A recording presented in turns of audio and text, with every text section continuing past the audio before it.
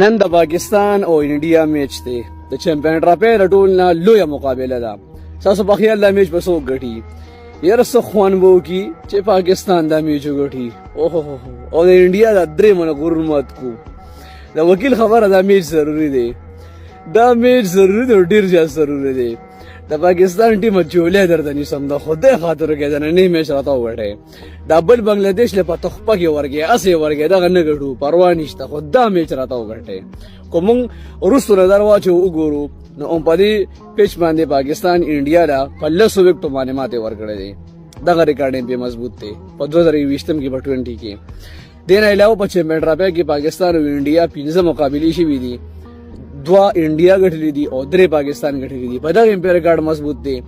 اوس دی وخت کې د پاکستان ټیم د انډیا په نسبت کمزور دی. دا حقیقت خبره ده. خو موږ کوي غټو د الله په امداد سره به غټو. بس دی وخت کې الله دې مړ غیبی امداد را سره وکي یار. بس ما خام مقصد کیږي د میچ هم غټلې وي. اوه